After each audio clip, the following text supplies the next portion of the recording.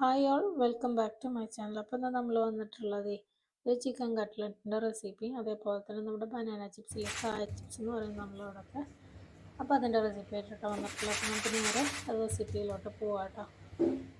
അപ്പോൾ ഞാൻ chicken cutlet ഉണ്ടാക്കാൻ വേണ്ടിയിട്ട് പൊട്ടാറ്റോ ഒരു 3 മീഡിയം സൈസ് പൊട്ടാറ്റോ ഉപ്പും മഞ്ഞളിട്ടിട്ട് വേവിച്ച് വെച്ചിട്ടുണ്ട്. അതേപോലെ തന്നെ ചിക്കൻ ഞാനൊരു 500 ഗ്രാം ചിക്കൻ എടുത്തിട്ട് ഉപ്പും മഞ്ഞളും കുറച്ച് പെപ്പറും കൂടി ഇട്ടിട്ട് ഞാനൊന്ന് വേവിച്ചെടുത്ത് വെച്ചിട്ടുണ്ട് കേട്ടോ.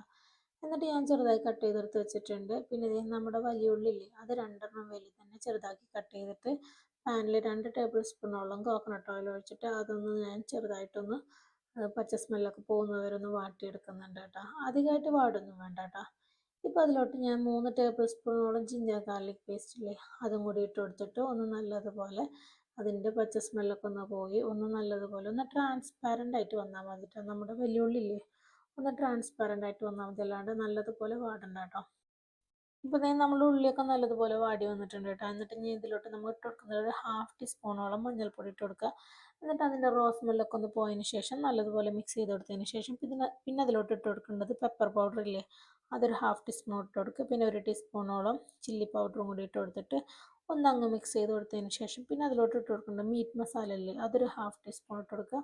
പിന്നെ ഒരു ഗരം മസാല 1/2 ടീസ്പൂൺ ഇട്ട് കൊടുക്കുക.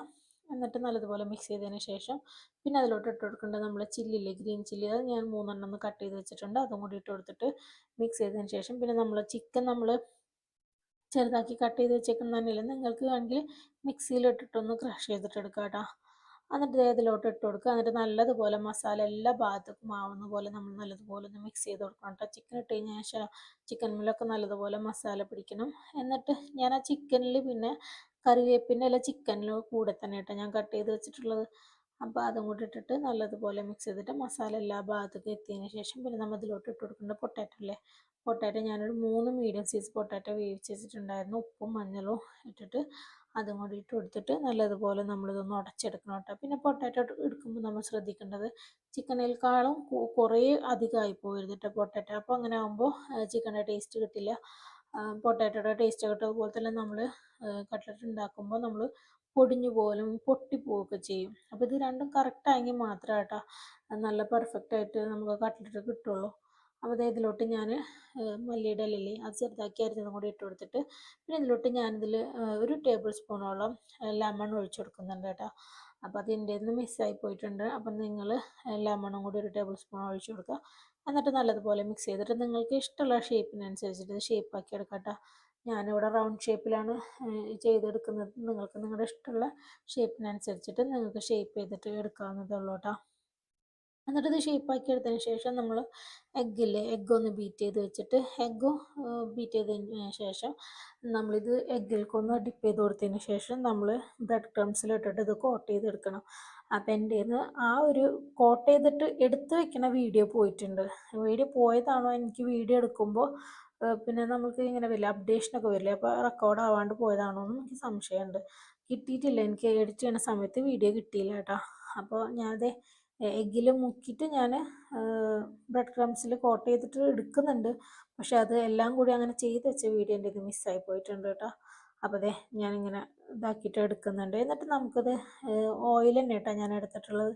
ഓയിൽ നല്ലതുപോലെ ചൂടായതിന് ശേഷം നമ്മൾ ഓയിലൊന്ന് ഫ്ലെയിം കുറച്ചിട്ടിട്ട് നമ്മൾ കട്ട്ലറ്റൊക്കെ ഒന്ന് ഫ്രൈ ചെയ്തിട്ട് എടുക്കാം കേട്ടോ. കണ്ടോ, ഇപ്പം നമ്മളെല്ലാം കറക്റ്റ് അളവിനാവുമ്പോഴല്ലേ നമ്മൾ കട്ട്ലറ്റ് പൊട്ടിപ്പോകുകയൊന്നും ചെയ്യില്ല കേട്ടോ. അപ്പം നല്ല പോലെ തന്നെ നമ്മൾ കട്ട്ലറ്റ് റെഡി ആയിട്ട് വന്നിട്ടുണ്ട്. അപ്പം നിങ്ങൾ എൻ്റെ വീഡിയോ നിങ്ങൾക്ക് ഇഷ്ടപ്പെടുന്നുണ്ടെങ്കിൽ, അതുപോലെ തന്നെ റെസിപ്പീസൊക്കെ ഇഷ്ടപ്പെടുന്ന വെച്ചാൽ നിങ്ങൾ ഉണ്ടാക്കി നോക്കിയിട്ട് നിങ്ങളുടെ അഭിപ്രായങ്ങളൊന്ന് പറയാൻ മറക്കരുത് കേട്ടോ. അതുപോലെ തന്നെ നിങ്ങളുടെ ഫ്രണ്ട്സിനും റിലേറ്റീവ്സിനൊക്കെ ഒന്ന് ഷെയർ ചെയ്ത് കൊടുക്കുകയും ചെയ്യുക. സബ്സ്ക്രൈബ് ചെയ്യാൻ മറക്കരുത് കേട്ടോ. അതുപോലെ പിന്നില്ലേ നമ്മളെപ്പോഴും പറയുന്ന പോലെ തന്നെ നിങ്ങൾ എൻ്റെ വീഡിയോ ഒന്ന് മുഴുവനായിട്ട് കാണാൻ ശ്രമിക്കണം കേട്ടോ. അപ്പോൾ അതേ നമ്മുടെ കട്ട്ലറ്റ് ഇവിടെ റെഡി ആയിട്ടുണ്ട്. ഇനി നമ്മൾ ബനാന ചിപ്സ് വെച്ചാൽ കായ ചിപ്സ് ആട്ടോ നമ്മൾ റെഡിയാക്കാൻ പോകുന്നത്. അതിനത് ഞാൻ നേന്ത്രക്കായ തോലൊക്കെ കളഞ്ഞിട്ട് കഴുകി നല്ലതുപോലെ ടിഷ്യൂവിൽ തുടച്ചിട്ട് എടുത്ത് വെച്ചിട്ടുണ്ട് കേട്ടോ. ഇനി നമ്മൾ ഓയിൽ വെച്ചത് ചൂടായതിന് ശേഷം നമ്മൾ അതിലോട്ട് സ്ലൈസർ വെച്ച് ചെത്തിയിട്ട് കൊടുക്കണം. പിന്നില്ലേ ഒരു 1/2 ഗ്ലാസ്സിൽ 1 ടേബിൾ സ്പൂണോളം ഉപ്പില്ലേ, അതും പിന്നെ 1 ടീസ്പൂൺ മഞ്ഞൾപ്പൊടി ഇട്ട് മിക്സ് ചെയ്ത് വെക്കണം കേട്ടോ. നമുക്കിതിന് ഉപ്പിന് വേണ്ടിയിട്ട് ഒഴിച്ചു കൊടുക്കാനുള്ളതാണ്. അപ്പോൾ നമ്മൾ എണ്ണ നല്ല ചൂടാവണം കേട്ടോ നമ്മളിത് സ്ലൈസ് ചെയ്തിട്ട് കൊടുക്കുമ്പോൾ. പിന്നില്ലേ അത് പിന്നെ ചൂടോക്കണ ഇടുമ്പോൾ നമ്മൾ മേലോട്ട് ആവാതെ ശ്രദ്ധിക്കണം കേട്ടോ. കുറച്ച് ശ്രദ്ധിച്ചിട്ട് വേണം കേട്ടോ ഇത് ചെയ്യാൻ വേണ്ടിയിട്ട്. അപ്പോൾ ഞാൻ എല്ലാം ചെത്തിയിട്ട് കൊടുത്തിട്ടുണ്ട്. ഇനി നമ്മളെല്ലാതും ഒന്നങ്ങ് മിക്സ് ചെയ്ത് കൊടുക്കുക. ഇങ്ങനെ ഒട്ടി പിടിച്ചിട്ടൊക്കെ ഉണ്ടെന്നുണ്ടെങ്കിൽ ഒന്ന് വിട്ട് കൊടുക്കുക കേട്ടോ. നമ്മൾ ഫോർക്ക് വെച്ചിട്ട് എന്തെങ്കിലും വെച്ചിട്ടൊന്ന് വിട്ട് കൊടുത്താൽ മതി.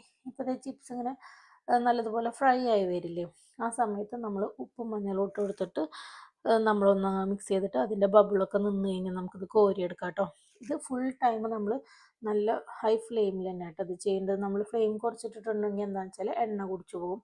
പിന്നെ ഇടുമ്പോഴും നമ്മൾ ചൂടൊക്കെ ഒന്ന് ശ്രദ്ധിച്ചിട്ട് വേണം ഇട്ട് കൊടുക്കുക. അങ്ങനെ നമ്മളിപ്പോൾ ഇത് ഫ്രൈ ആയതിന് ശേഷം നമ്മൾ എടുക്കില്ലേ, അപ്പം നമ്മൾ എന്നിട്ടൊന്ന് ഫ്ലെയിം ഒന്ന് കുറച്ച് വെക്കുക. നമ്മൾ അടുത്ത കായ എടുത്തിട്ട് നമ്മൾ ചെത്തിയിടുന്നവരെ ഫ്ലെയിം കുറച്ചിടുക. എന്നിട്ട് പിന്നെ അടുത്ത കായ നമ്മൾ ചെത്തിയിടുന്ന സമയത്ത് ഫ്ലെയിം കൂട്ടിയിട്ട് കൊടുത്തിട്ട് ചെത്തിയിട്ട് കൊടുക്കുക കേട്ടോ. അല്ലാന്നുണ്ടെങ്കിൽ നമ്മൾ ഇങ്ങനെ കോരി എടുത്തിട്ടും നമ്മളിങ്ങനെ ഫ്ലെയിം കൂട്ടിയിട്ട് കൊടുക്കുമ്പോഴേ നല്ലപോലെ ചൂടാവും എണ്ണ. അപ്പം നമ്മൾ കായ ചെത്തിടുമ്പോൾ അപ്പവും കരിഞ്ഞു പോകും. അപ്പോൾ ആ സമയത്തൊന്ന് കുറച്ചിട്ടിട്ട് പിന്നെ അതെ ഇപ്പം നമ്മൾ ചെത്തിയിട്ട് കൊടുക്കില്ലേ, ആ സമയത്ത് വീണ്ടും നമ്മൾ ഫ്ലെയിം കൂട്ടിയിട്ട് കൊടുക്കുക കേട്ടോ.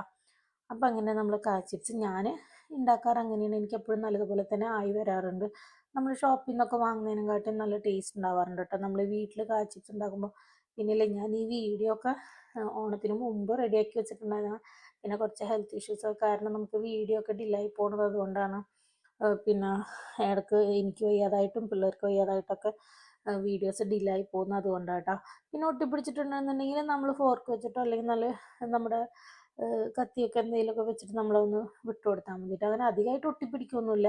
നമ്മൾ എണ്ണ നല്ല ചൂടെണ്ണയിൽക്കല്ല ഇട്ട് കൊടുക്കുന്നത്, അങ്ങനെ ഒട്ടിപ്പിടിക്കൊന്നുമില്ല. എന്നാലും പിടിച്ചിട്ടുണ്ടെന്നുണ്ടെങ്കിൽ ഒന്ന് വിട്ട് കൊടുത്താൽ മതിയിട്ട്, അത് റെഡി ആയിക്കോളും. അപ്പോൾ അതെ എൻ്റെ ലാസ്റ്റ് ട്രിപ്പാണ്. ഞാൻ എടുത്തിട്ടുണ്ടായിരുന്നു 1 കിലോ നേന്ത്രക്കായായിട്ട് എടുത്തിട്ടുള്ളത്.